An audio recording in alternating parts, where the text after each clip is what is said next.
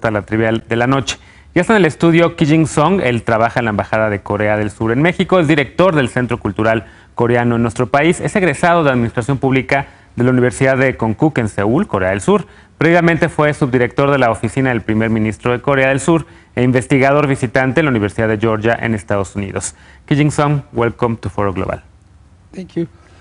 First, we saw recently the inauguration of the Winter Olympics, and for many people we saw a very important, a very historic maybe event. The two Koreas marching next to each other, forgetting about their problems, forgetting about the nuclear threats, forgetting about Donald Trump. Why is it so important to see the two Koreas marching together in the Olympics? Oh, yeah.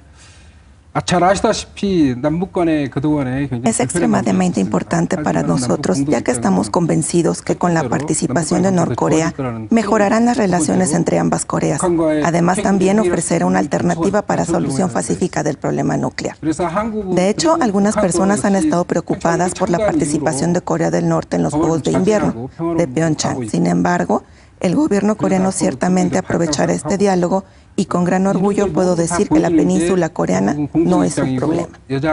Además, creo que es una señal importante de Corea del Norte para mostrar un gesto positivo de la charla norte-sur y controlar el nivel de provocación después de la decisión de participar en las Olimpiadas de Invierno de Pyeongchang. That's really important, and I think that it gave the world a little hope that probably the two Koreas would eventually reunite or would eventually sign a peace treaty or something like that. But tell me a little bit about, we see in Mexico City every now and then more Korean people in Mexico. We see restaurants in the city center, and we know that there's a cultural center in Polanco.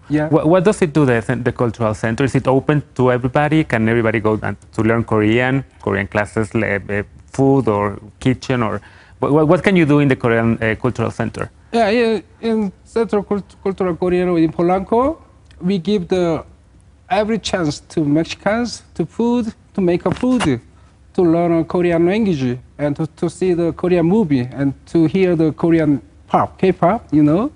That's very famous in Mexico, especially among young people. Yeah, BTS, like BTS, DNA. And also, our main purpose is to expand the Korean culture impact to all the Mexicans, okay? And we want to make all the Mexicans love Korean culture and Korean itself.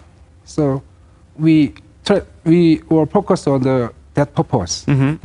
Yeah, in fact, I see also that there's more Korean movies in Mexican cinema theaters, and also, of course, in other services. No, I recently saw Train to Busan, for instance, or The Handmaiden. Great Korean movies, by the way.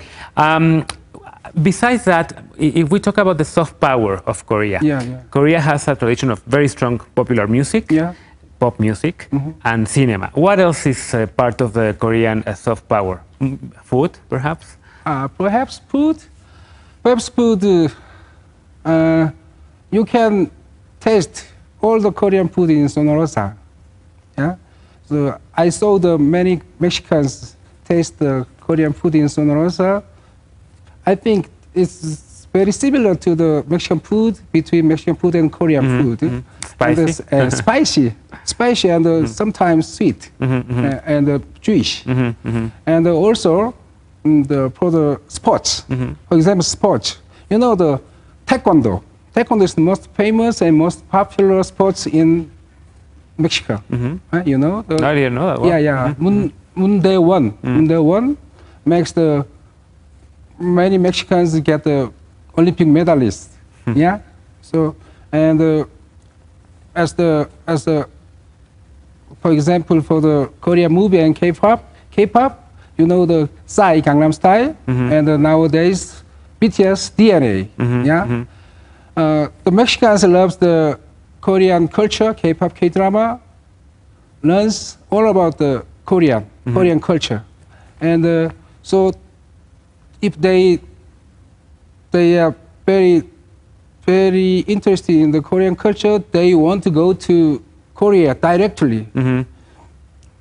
Fortunately, there is a direct flight from Korea to Mexico City. So from Seoul, I think many people, more Mexicans will go to Korea, and more Koreans will go to Cancun and Puerto Vallarta and Yucatan. Okay, so it is very important for us to acknowledge and announce the Korean culture to Mexican. That's tourism. And talking about cultural inter-exchanges or educational inter-exchanges, are there more people trying to go to study to Korea, to South Korea, and more South Koreans trying to come to Mexico City? Do you have any numbers?